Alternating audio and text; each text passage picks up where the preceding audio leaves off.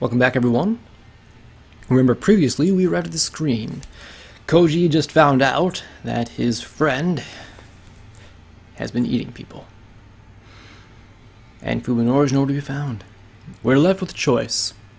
Do we call Fuminori or do we call Ryoko? That is our choice, and we will make it now. And begin with the ending to one ending. We'll go down one ending, what we're going to do, okay? So, let's think for a moment that Ryoko is, busy in paperwork, and she won't pick up anyway. So let's go ahead and just call Fuminori, and that's the reason behind this one, alright? So we're going to call Fuminori. It's time to finish this. Just as he promised earlier, Koji calls Fuminori again. The call goes through immediately. He must have been waiting for it. Hey, Koji, where are you? As soon as Koji responds, a shrill ringing fills his house. Startled, Koji spins around and looks into the hallway. The house phone is flashing to signal an incoming call. I see. I figured you'd be at my house. Koji fell for it. Fuminori's the one calling the house, and now he knows exactly where Koji is. He must have predicted that this would be Koji's first stop, and that Koji would call him upon finding it empty. So, I guess you've already seen everything. Koji keeps his voice bold to conceal his horror. When did Fuminori become so cunning?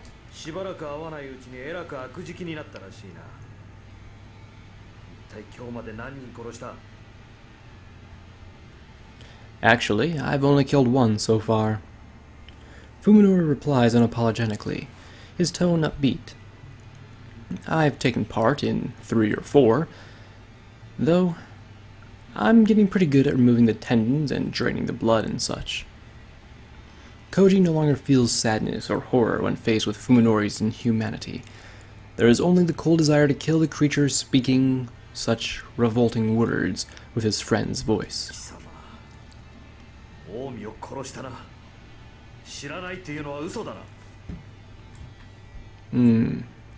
I wonder. Fuminori mutters, seemingly somehow embarrassed. I guess the first one I ate might have been Omi. It was the same day she disappeared, come to think of it. The body wasn't in any shape that I could identify. Koji had already abandoned hope, but it was still a shock to hear his lover's brutal end. No, Fuminori says with an exasperated chuckle. She's here, like I promised. I'm no fool. I need her to trade with you, right? I won't waste her. I don't think that's possible. She's in no shape to talk. Fuminori's dismissive words further sharpened Koji's bloodlust.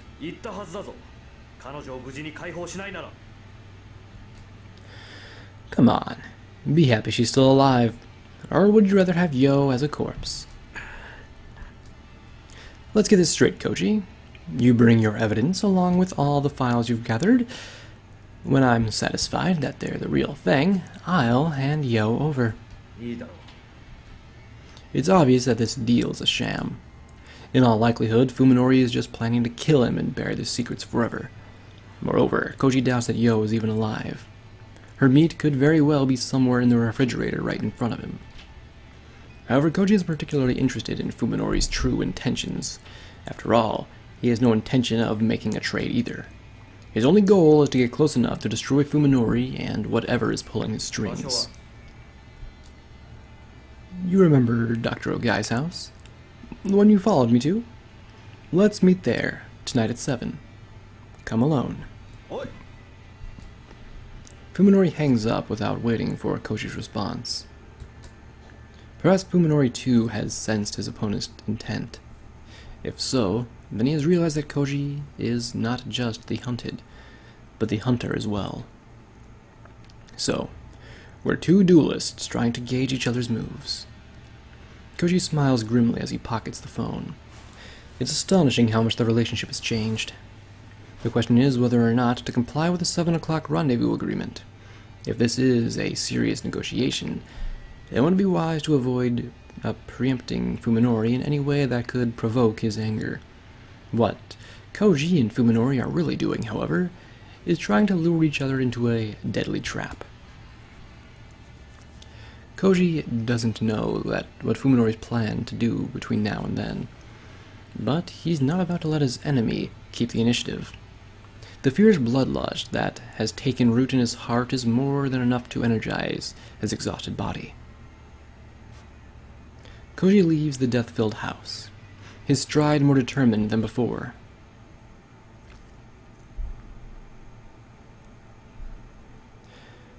Today was the first time I've driven since my accident last summer. The proposition always seemed too dangerous to consider, given my inability to recognize roads or cars. Things have changed, however, in the 3 months that I have adapted to my condition. I know what cars and pedestrians look like now, and even though I can't exactly see colors, I've learned to decipher lights and turn signals. I still can't read street signs, of course.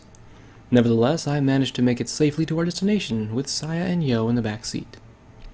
It was Saia who came up with the idea for our new hideout, an abandoned building she's discovered while living with Dr. Ogai.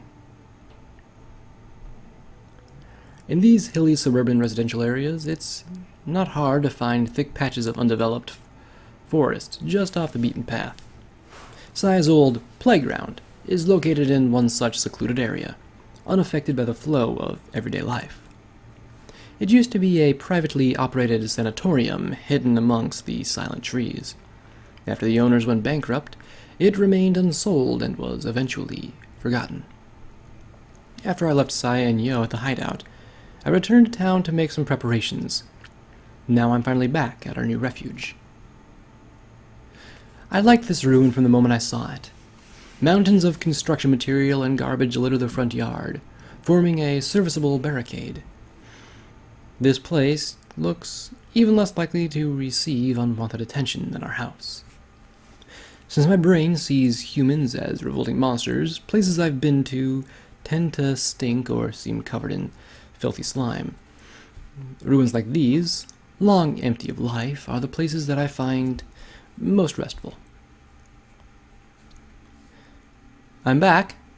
I call out to let them know I'm not a stranger. Then I go down to the basement where they're hiding.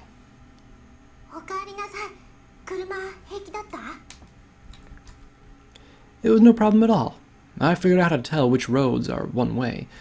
So long as I keep my speed down, there's nothing to worry about. So, how are things here?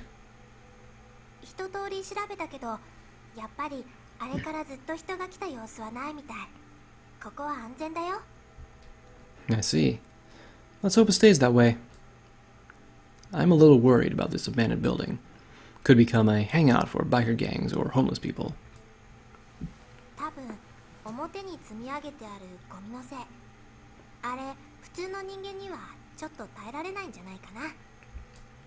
I guess.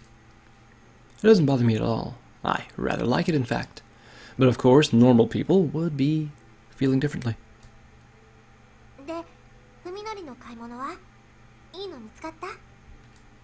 I sure did. I proudly unwrapped the weapon I just bought from a camping grounds goods store. A 1 meter long wooden axe. The biggest and sturdiest that I could find. I like how this was right next to a sign saying that long knives are illegal. Seems you could just do way more damage with one of these. I gripped the axe with both hands, testing its dependable weight, then swinging it like a baseball bat. The deadly steel blade sweeps through the air, right where a person's neck would be. Yo, who's sprawling out on the floor, flinches at the sound and curls herself up into a ball.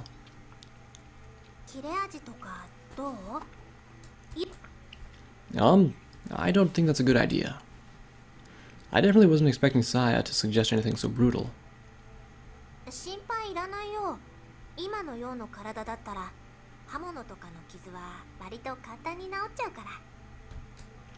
But I'm sure it'll hurt.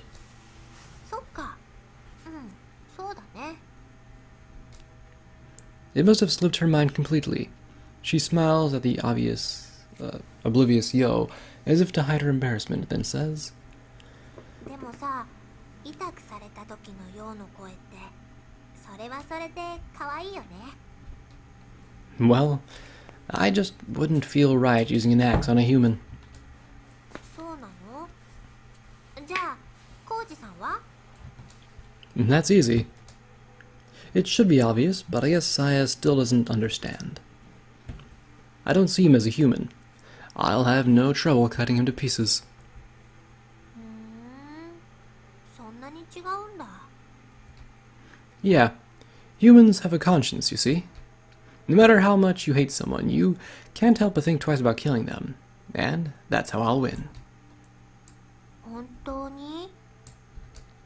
Saia seems awfully subdued. I guess she's concerned about what'll happen if I have it out with Koji. He's bigger and stronger, so I might not have much chance against him in a straight-up fight. But what's just slaying a monster to me is murder to him. This is big.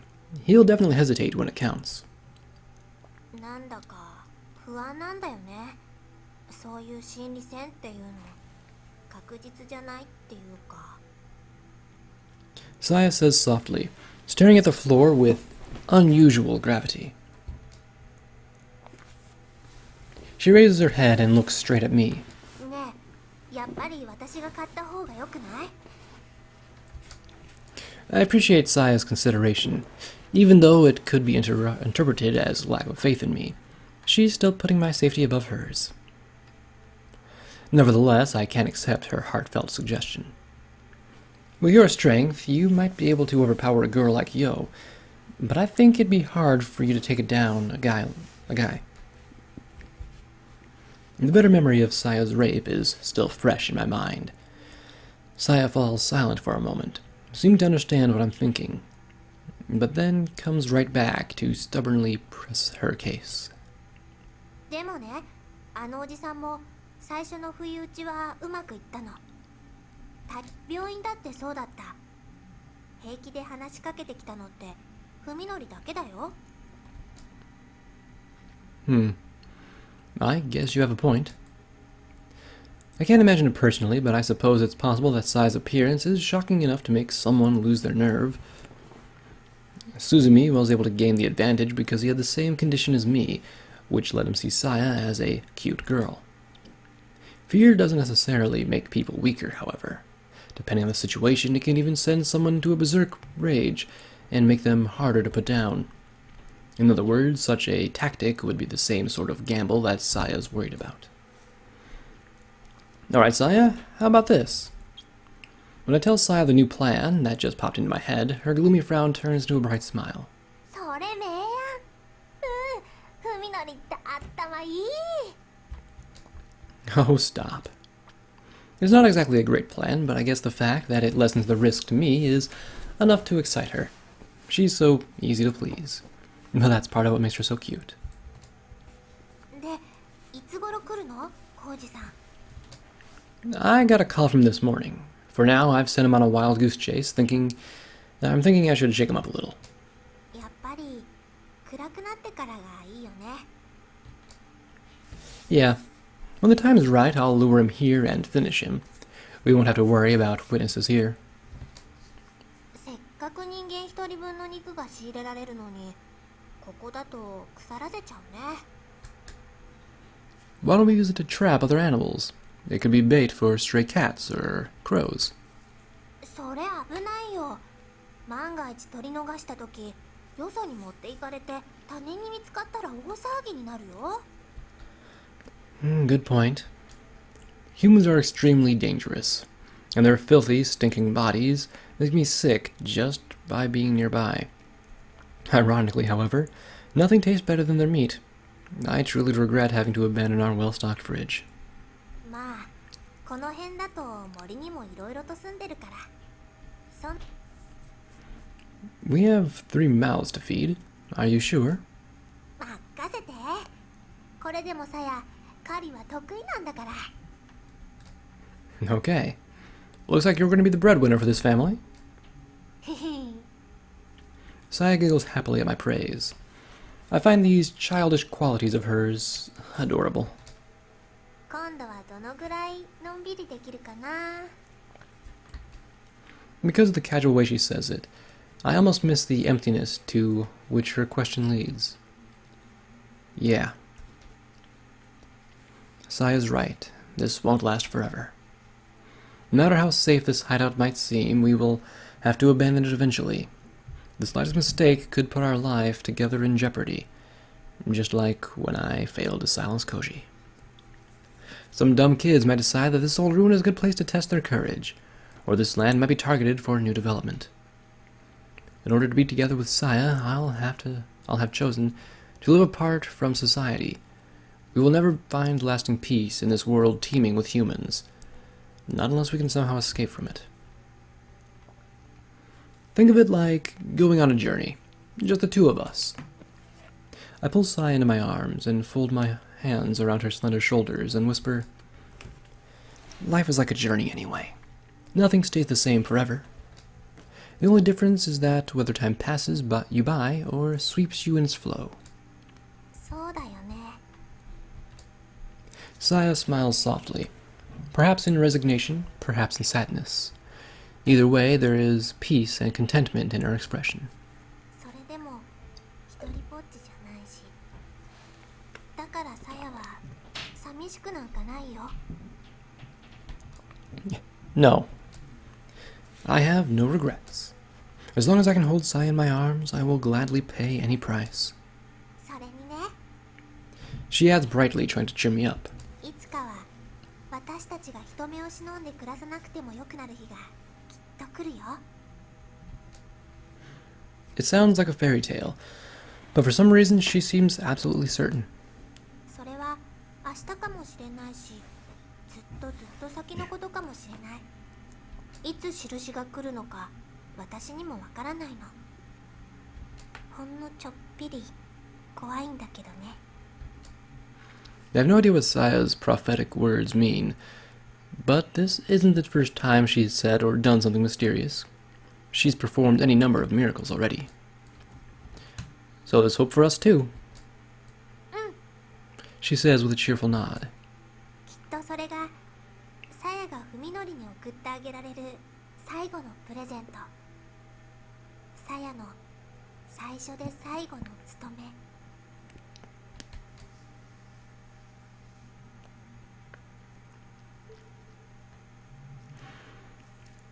Koji has nothing to do but wait. He has spent almost half a day in the dark, empty study, breathing stale air choked with mold as he strains his ears for the slightest hint of movement below. Few people could endure such a vigil, but Koji has accomplished it without complaint. If anything, the suffering is welcome, for it keeps his nerves honed to a razor's edge. Without a doubt, his single-minded focus is the only thing allowing him to push the limits of his stamina. Koji understands this and embraces the pain.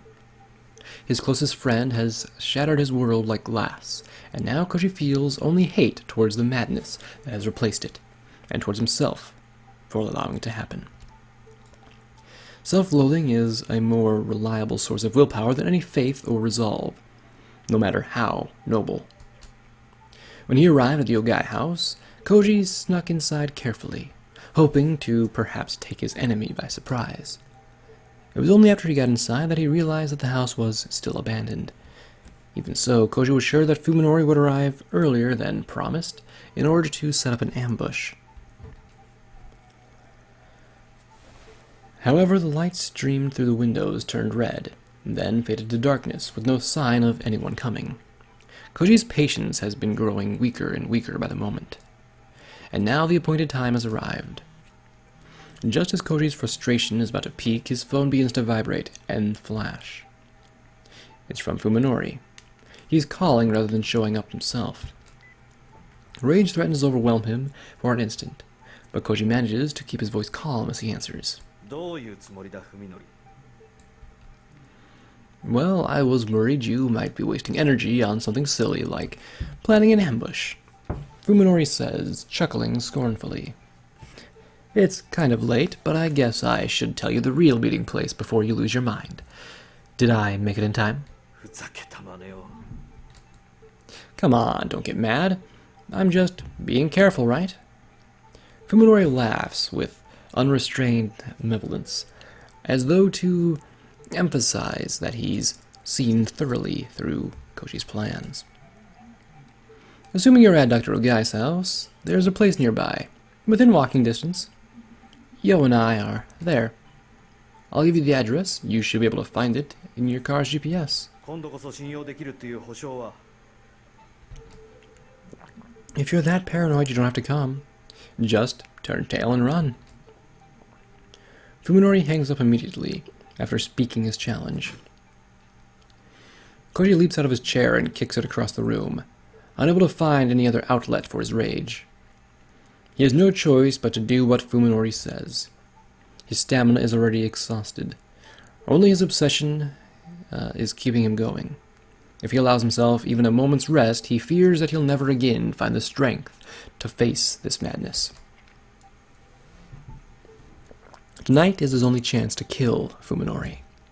Koji knows, of course, that his enemy is planning to ambush him. Fuminori isn't going to fight fair. But then, neither is Koji. With the unsteady stride of a man half asleep, Koji leaves the Ogai house and heads for his accord.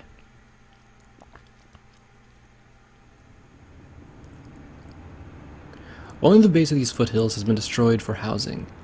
The address Fuminori gave Koji is outside of that area, in the thick forest that still covers the mountain's face.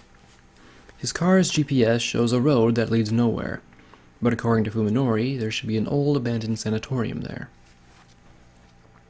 It's definitely the place that no one would find, not even by accident. Maybe this next stop really will be the last. Koji drives up the steep incline, soon leaving the residential neighborhood behind.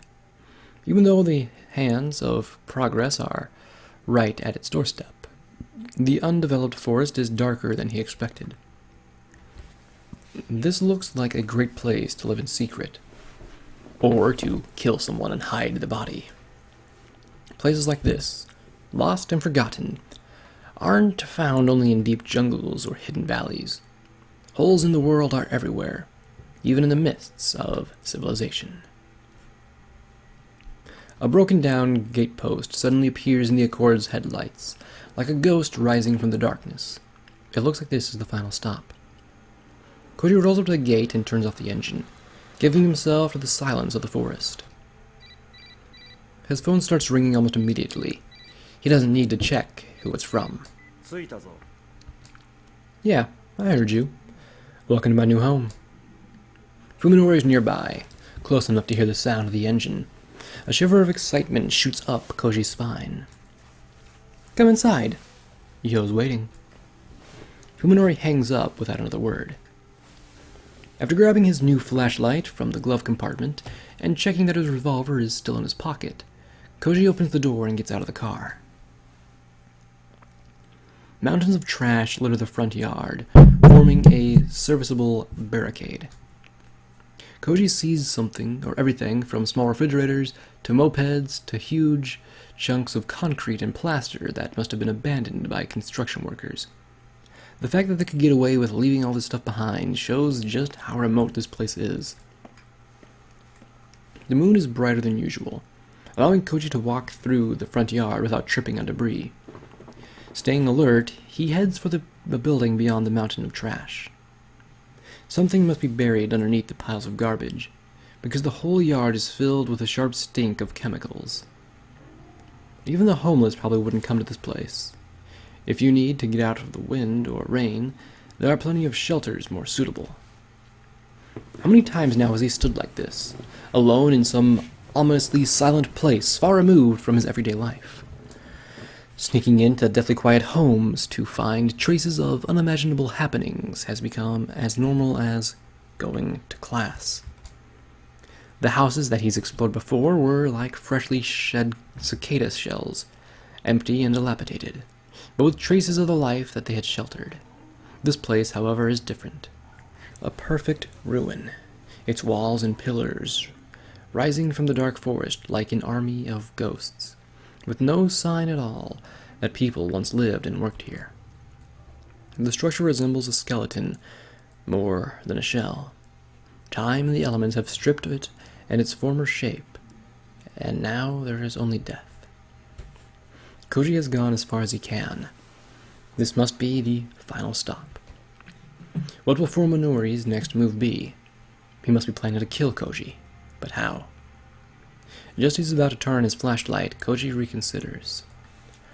If he wanders around with the light on, he'll be broadcasting his exact location. That will give the advantage to Fuminori, who's probably lying in wait for him right now. He holds the flashlight before him in his left hand, with his finger poised on the switch. In his right hand, he raises the revolver, keeping it pointed in the same direction. Now ready to fire when he turns the light on, Koji steps quickly into the dark ruin. It takes a while for his eyes to adjust, but even when they do, he has only moonlight streaming through the empty windows to guide him. Everything appears gray and distant. However, Fuminori has to deal with the same conditions if he's hiding here. This is a battle of nerves, exhausting and deadly, where the first to make a sound and give away his position will lose. The rooms on both sides of the hallway are all open. Some are even missing their doors. Koji creeps up to each entrance, checks to make sure no one is inside, then carefully proceeds on. The stink that he noticed in the garden has changed. Now it smells more organic, like rotting meat. It's the exact same smell that filled Fuminori's house. Squish. Koji freezes and stares down the hall. It was a wet sound that he had just heard, like someone dragging their feet through a swamp, and it came from the room at the end of the hall. Something is there, something alive. Koji creeps towards the sound, his light and gun at the ready. Squish, squish. Now it sounds like someone squeezing mud through their fingers. As he gets closer, Koji begins to hear breathing. Could it be Fuminori? No, that's impossible. He should be waiting for a chance to ambush Koji, not making careless noise. As he proceeds, the strange sound coming through the cracks in the concrete walls grows clearer.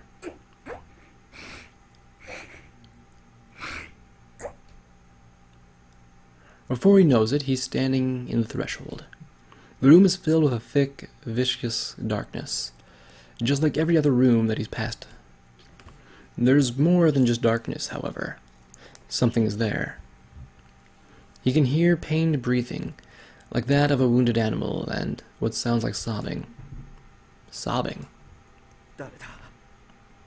Koji whispers into the darkness. Now that he's driven away his position, he might as well turn his light. For some reason, however, Koji feels that to do so would be disastrous consequences. Sobbing. The last time I heard her voice on the phone, she was sobbing. The wheezing suddenly stops. And then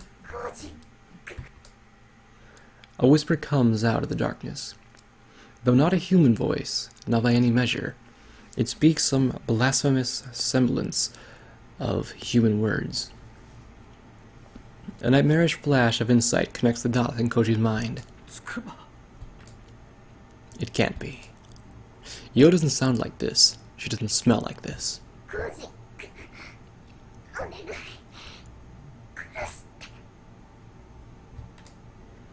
But if it's not Yo, then how does it know his name? Why is it begging him for help? No, it can't be Yo. She's human, not some creature that slithers and hides in the shadows.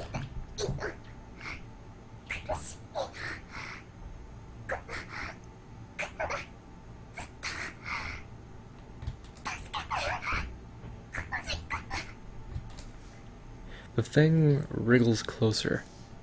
His reason cries out, imploring him to switch the light on before it's too late, or to turn and run if he cannot. But Koji isn't able to make either choice. He can only call out in vain to the amorphous shape in the darkness.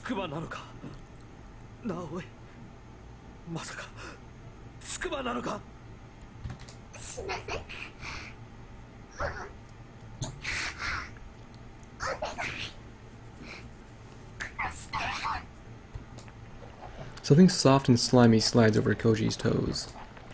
Instinct overrides his will, forcing him to turn his light and shine it at his feet. The white beam reveals everything. The merciless truth that finally shatters Koji's sanity. Terror wipes his mind of all but two words, gun and trigger. His finger responds with instant obedience. There's a burst of tremendous light and sound, both more intense than he expected, and then the destructive forces are swallowed up by the darkness. His ears are still ringing from the bang, but he hears a weak voice coming from the shadows.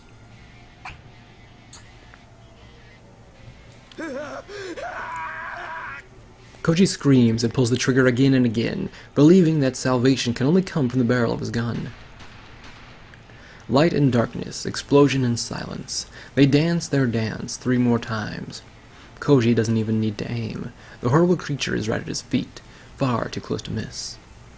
Ryoko warned him how many bullets were left in the revolver, but that information has already been driven from his mind. Even after the cold, heavy gloom wraps itself around him once more, Koji keeps pulling the trigger like a madman, possessed, paying no heed to the clicking of the empty weapon. His panic-stricken legs suddenly give out, sending him down hard on his backside. Even then, he keeps firing the empty gun. He knows no other way to erase the memory of the thing that he glimpsed in the beam of his flashlight. The light, which fell from his hand during the attack, is now pointing in a completely different direction. And though all 4 bullets must have hit their target, they were Koji's last card to play, which leaves him alone in the darkness with no way to defend himself. And just as he realizes this, a mass of rotting flesh rolls onto him like a tidal wave.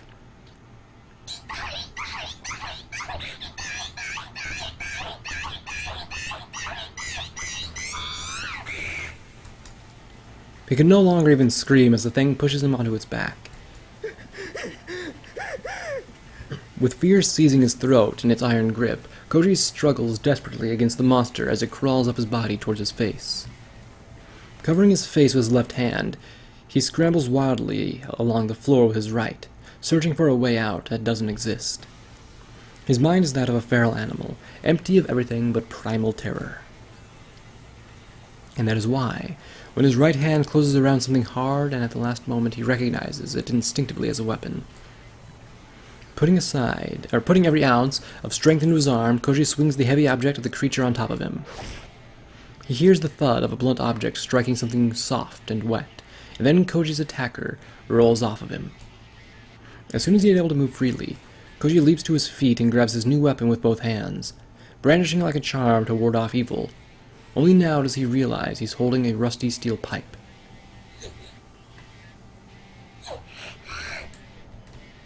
The monster is still sobbing.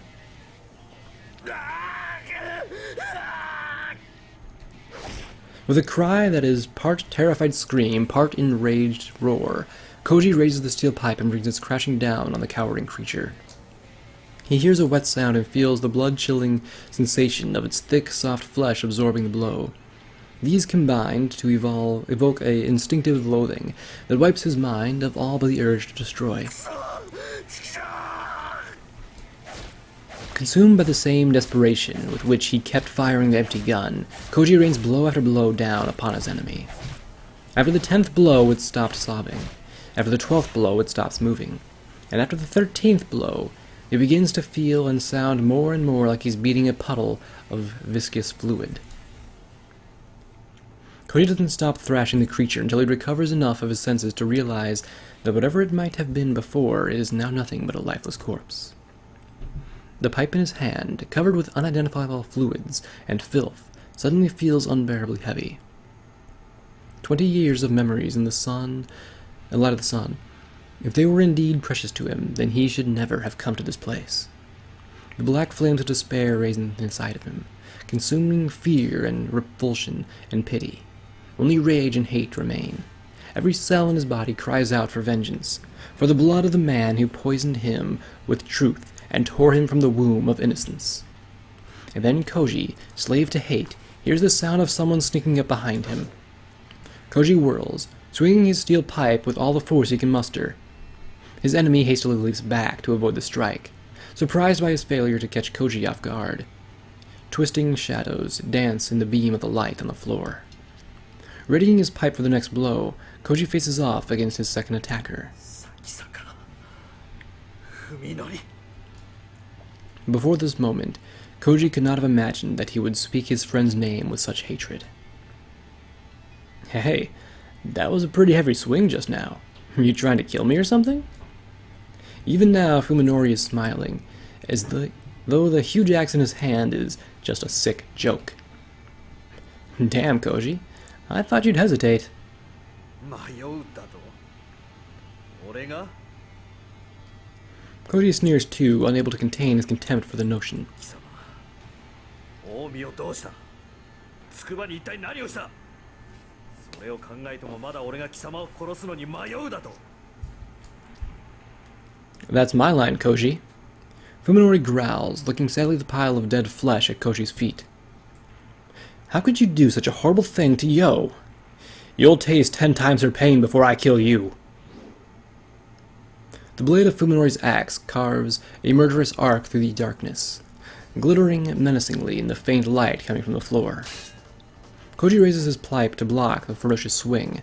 The heavy impact numbs his arms, but his large frame takes the blow without giving any ground. Fuminori presses the attack, delivering a second blow and a third. His axe, designed for chopping down trees, is deadlier and more durable than the piece of pipe Koji found discarded to the floor. Each strike Koji blocks sends chunks of rust flying from his makeshift weapon. He can't win as long as he's on the defensive. Koji needs to create an opportunity to attack. Koji blocks a crushing downward swing, then pushes back hard before Fuminori can pull away, throwing him off balance. Fuminori stumbles backwards and plants his feet to steady himself. Taking advantage of his opponent's temporary immobility, Koji delivers a punishing low kick to Fuminori's outer thigh. Gah! Fuminori grunts and retreats, swinging his axe wildly to prevent Koji from following up with another attack. Koji, however, does not press at his advantage. He just stands where he is, calmly sparing Fuminori with his stare. お前、喧嘩に慣れてねえな。 Fuminori roars and comes in for another attack, but the damage to his right leg seems to be slowing his swing. Easily blocking the axe with his pipe, Koji waits for Fuminori to exhaust himself. Die! Die! Fuminori delivers blow after blow, howling savagely all the while. What he does not realize, however, is that the situation now favors composure, not brute force. When Fuminori raises his axe high for yet another attack, Koji sees that his movements have grown dull enough. Seizing the opportunity, Koji charges into Fuminori's range and grabs the heft of the axe with his left hand. As Fuminori recoils in fear, Koji brings his pipe crushing onto his opponent's unprotected side. He feels the crush of his ribs breaking. Ugh! The pain drives Fuminori to his knees.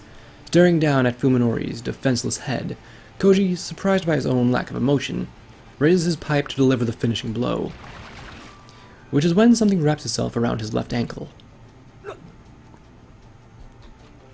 The instant Koji panics, at the unsuspected sensation, something soft yet strong winds itself around his right leg and drags him to the floor before he can resist.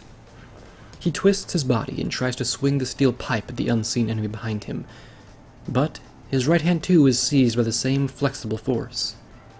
He wasn't able to feel it through his pants, but now his blood turns to ice at the cold, slimy sensation of the thing wrapping around his uncovered wrist.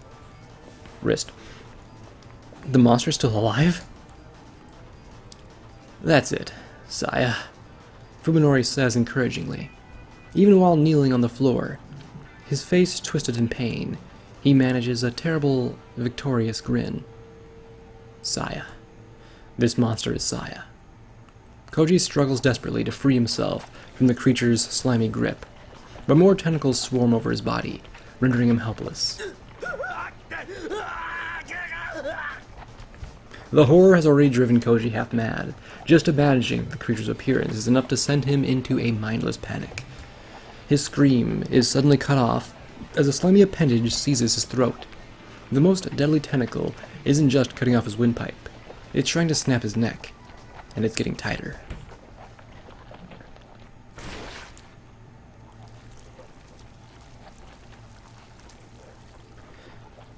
My mind hazy from the pain, I watch as Saia feasts upon her slain prey.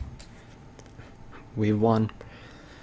It was hard, and I wasn't able to do it alone. But together we've defeated our enemy. The price was steep.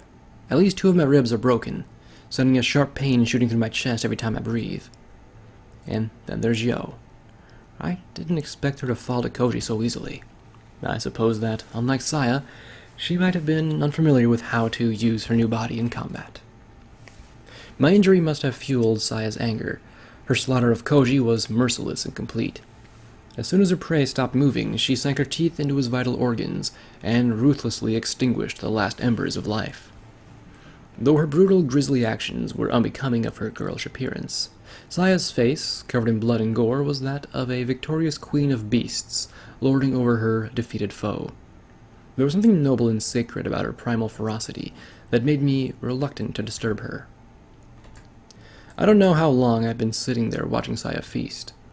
I've nearly fainted from the pain several times. To be honest, I'm not used to violence. The wounds I suffered in the car accident were worse, of course, but these broken ribs are the most severe injury I've ever been deliberately inflicted upon me. You'd think that Saia could show a little concern for my condition. Koji's already dead as can be, so there's no need for her to be so greedy. I suddenly realized that Saia has stopped eating. Now she's lying on her back, rolling from side to side. Has she eaten too much? It's been several days since we've had flesh, unfrozen meat, so I understand where her enthusiasm is coming from. But still, I'm wounded here. She could give me a hand. Because I'm preoccupied with my own selfish wants, I'm slow to realize that something's wrong. Saia isn't resting. She's trembling in agony. My blood grows cold, and the pain from my broken ribs is suddenly forgotten. Saia! I jump up, run to her side, and cradle her fallen body in my arms. Her face is pale and drenched in sweat, and her half-closed eyelids and lips are shivering like she has a fever. What's going on? Was she wounded in the fight? Could the meat she ate have been poisoned somehow? I don't understand. All I know is that something terrible is happening. Saia! Saia! The only thing I can do is call her name with all my strength. Saia slowly opens her eyes and gazes vacantly into my face. Fuminori, ごめん。大丈夫。大丈夫だよ。ただちょっと痛いだけ。 What's wrong? What is it? Come on, Saia! There's no way she's fine. It's glaringly obvious that her condition is dire. Even so, I'm the only one who's panicking. Saia's expression is serene, as though she understands everything that's happening to her. She even smiles softly up at me. びっくりしちゃった。まさか本当にこんなに早く時が来るなんて。 I might lose Saia. The thought is unbearable. Terror and despair are overwhelming me quickly, a feeling of utter helplessness that I cannot resist. 怖がらないで。昼間言ったよね。これが印。海のりと私のたった一つの希望。 What are you talking about? I don't understand. Stay with me, Saia. Saia answers my tearful entreaty with a smile, like that of a mother comforting her child. さやはね、頑張るって決めたの。だってふみのりはさやのこと可愛いって綺麗だってそう言ってくれたから。 Stop this, Saia! Whatever's happening, I can't just sit by and watch as it causes Saia such agony. Please, whatever you're trying to do, I don't want to see you suffer. ひどいな。ふみのり、分かってよ。 Saia chides me. In a soft voice, she reveals her secret. 荒れるんだよ。さやとふみのりの子供たちが。 For a moment, my mind goes completely blank. What? But when did you... 私もね、びっくり。ねえ、ふみのり。 Saya's labored breathing speaks to the terrible pain her tiny body is suffering.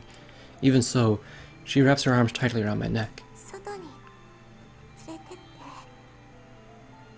広いところ、空の下に。 I nod. What else can I do? If I speak, I'm afraid that I'll be unable to hold back my tears. I mustn't cry. Not when Saia is facing her torment so bravely. It feels like Saia is burning up in my arms, and I fear that the terrible convulsions that shoot through her at intervals will tear her frail body to pieces. Praying for her safety, I scoop Saia up and carry her swiftly out of the ruined building. Maybe the cold night air will soothe her fever, but that hope is futile, cruelly dashed, as her breathing grows shallow and she moans through bluish lips. Saia, we're outside. In response to my call, she opens her eyes once more. Her gaze is cloudy and unfocused. She can no longer see. Nevertheless, Saia looks at me, and I can tell that she is imagining my expression where my face would be. 約束した。これが最後のプレゼント。 I know. 喜んでくれるといいな。 Of course I will. It takes every ounce of my willpower, but I manage to make my voice light and cheerful. In Saia's mind's eye, I know that I'm smiling. She won't have to see my face streaked with tears. みのり、私を愛してくれた。この星をあげます。 Saia whispered is weak and pained, but there's ecstasy in her voice. Ecstasy and joy. Her back suddenly shifts and bulges outward. この世界はきっと綺麗な場所になるから。 She whispers in exhilaration. さやと Exultation. ふみのりのためだけの。 And then Saia blooms. How else can I describe it? Flower petals, long and wide, they spread from her back like the wings of a newly formed butterfly. Their brilliant glow comes from the countless tiny scales that cover each petal like particles of light. Is this goodbye? I ask her, careful to keep my sorrow out of my voice. 違う。これは始まり。 Saia's pain must already have left her, for her expression is infinitely peaceful and content. 私とふみのりの世界の始まり。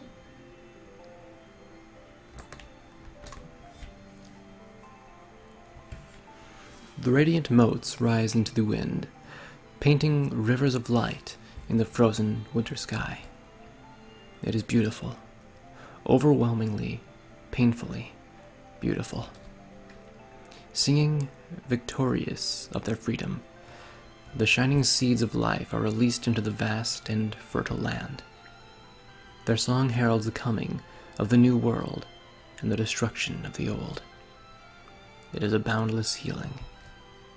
It is an eternal blessing. We shall fill the world with our joy. Now we'll be together forever, won't we? Embracing Saia's pitifully shrunken body, I gaze into the shining sky and let my tears flow freely. Thank you. Thank you for this final gift, Saia.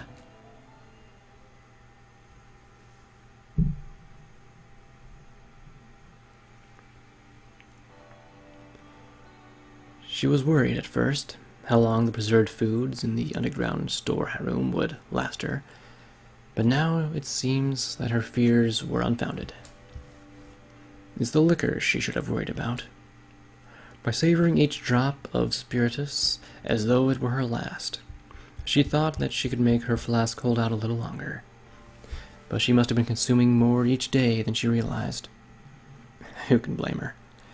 There is no way that she could have gotten through this without the intoxicating effects of distilled alcohol. After Ryoko chased useless emotion like hope and despair from her mind, she found herself spending the most peaceful days of her life. As resignation set in, even hate and fear left her. Now she feels only awe for what Dr. Ogai Mashihiko did, and respect for the depth of his intellectual curiosity. After all, neither she nor this world has any reason left to defy his research. Alone in the mountain cabin, Ryoko killed time by bringing order to the documents that Ogai had left behind. She took the scattered and enciphered papers and wrote them into a more readable fashion, eliminating redundancies and adding indexes and tables of content. Ryoko did not intend for anyone to read them, of course. She knew full well how meaningless her actions were. With her reason to live gone, however, having something to devote her mind to was at least some relief. And now, as the last congratulatory drops of spiritus vodka burned their way down Ryoko's throat, all of Ogai's research lies before her, in a single volume. She has finally finished transcribing and annotating the last of his writings. Enjoying the satisfaction of a pointless job well done, she idly pages through the manuscript she's just completed. I shall conclude by summarizing my theory as it currently stands. The life form that I named Saia did not appear in our universe by chance, nor even as a result of my summoning, but because of the instincts that were programmed directly into her biology. She was created to fulfill the same ultimate purpose that all life shares: reproduction. Saia and her kind procreate by spreading their seed to other dimensions. What is the probability that they will discover a doorway to another world? Even if they succeed in doing so, the chance of that world being suitable for reproduction must be even more minute. In order to make the most of that scant possibility, evolution has granted them a certain advantage, none other than the astonishing ability that I have witnessed in Saia. To wit, they select the most prosperous life form that they encounter, take control of it, and in doing so, gain dominance over that planet's biosphere. In other words, they hijack the entire species. They do this by analyzing their target's genome, then overwriting its genetic code to remake it in their own image. Saia's biology is more than capable of inducing such dramatic and widespread mutation. There is a significant probability that the target species will have evolved into intelligent life. This element may be necessary to gain control of the planet's environment. Therefore, Saia and her sisters also plunder their target's culture and psychology. Her extraordinary learning ability and intellectual curiosities are likely instructive tools that enable her to inherit the target species' entire wealth of knowledge. In fact, it may be that Saia's kind has always had its sights set on intelligent life. Perhaps they wait patiently for some foolish, extra-dimensional species to gain knowledge of their other worlds and, in attempting to satisfy its curiosity, make contact with the outer universe in which they dwell. Rather than send Saia and her kin on their dimensional journeys with only luck and their own strength to depend on, would not waiting for such contact greatly increase the chance of finding a world worthy of conquest? Just as I, having acquired the Silver Key, fancied myself an explorer of the unknown, how many intelligent life forms on other worlds have thoughtlessly congratulated themselves for discovering Saia's sisters? Taken by the sudden urge to go outside for a change, Ryoko gathers up the manuscript and heads to her car, which is parked in the front yard. She has completed her self-imposed final duty. There is no longer any reason for her to remain holed up in the mountain cabin. She drives a little further up the mountain, to an open place that offers a scenic view of the land below. In the early days of the change, Ryoko often came to the spot to watch helplessly over the mutating city. The one flaw in my theory comes from none other than Saia herself. After using me to learn everything she could about humanity, Saia should finally have been prepared to begin the last stage of her invasion. However, she never carried out her mission. Why?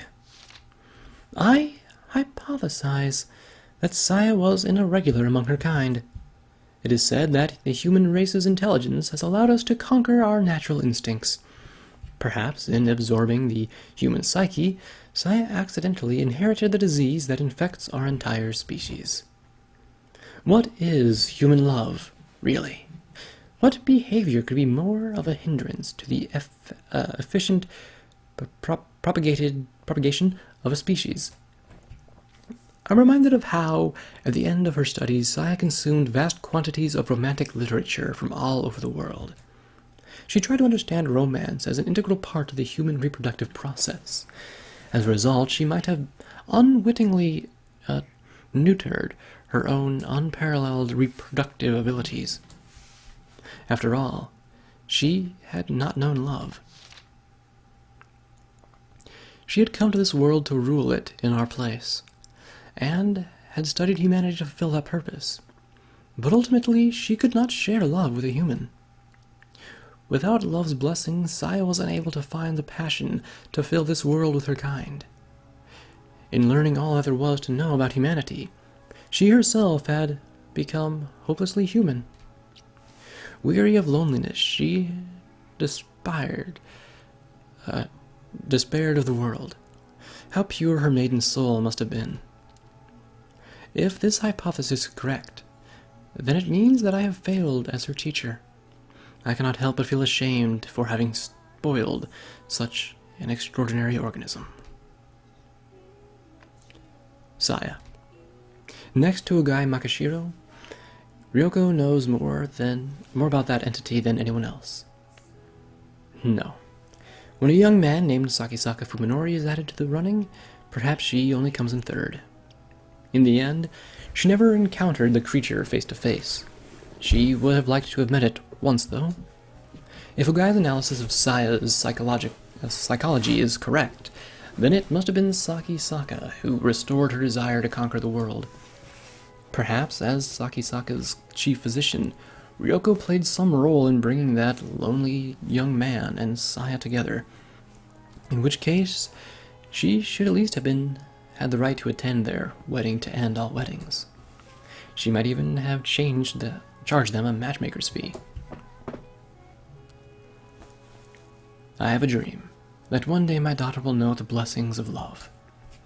I pray that there will come a day when her heart burns with the love of the flames of passion, and her world becomes bright and joyous once more. When that day comes, Saia, your terrible, irresistible purpose will surely consume us, that your progeny may flourish. The whole world will know your love, and be reborn.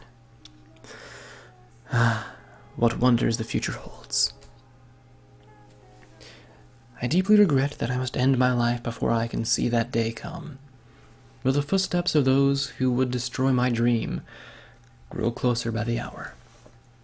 If I seal my lips in death, then their grasping hands will not reach you. Please forgive me, my daughter, for leaving you alone in this barren world. With the knowledge that you now possess, I know that you will be able to find your own path. The radiance of your hard-won soul shall light the road ahead. Have no fear, have no doubt. March onward until you reach your answer at least. And I, Saia, will dream forever of the world that you will create. Perhaps it is the isolated environment or the mountain air.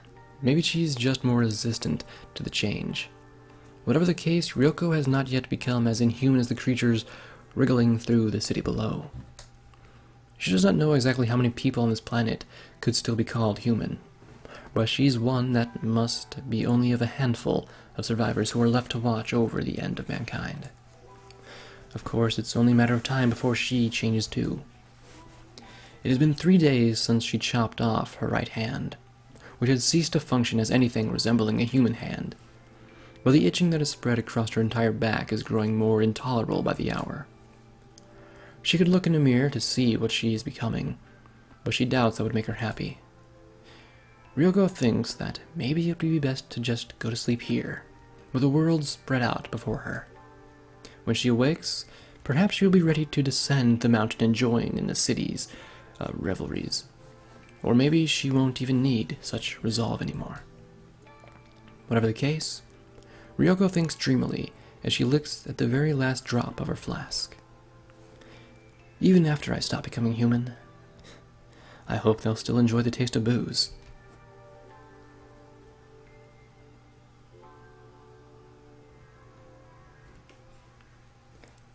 And that's Song of Saia, everybody! What I would call, I believe, the good ending. Indeed. I don't remember which one did what, so yeah. There was the credits real fast if you want to, pause the video and read those. I believe we already saw them at one point, didn't we? Or was that a different show? Game? I don't know. Regardless, that is this ending, everybody. So we're going to go ahead and just click enter here, and that should take us back to the main menu, right? Or is there more to the story? Here we go. Localization staff. People who I'm assuming translated it into English, so I could read it and play the game and whatnot. Yeah. Hit enter again. And yep, here is the main screen. Well, everyone, it took a little longer than I thought that ending would take, but hey, we got a good ending finally. Better than the one where Fuminori's locked in that padded room and forced to be apart from Saia. Indeed. So yeah, that's the end of this one. Tomorrow, we will follow the final path, where we call Ryoko instead of Fuminori, and see how that goes over. Will it be a good ending, or will it be a bad ending? And who will it be a good and bad ending for? Because you could argue that this was a good ending for Fuminori and Saia, but this was also a bad ending for Ryoko and Kyoji and, the human race. But hey, we'll find out next time, shall we? Until then, have fun, and I'll see you later.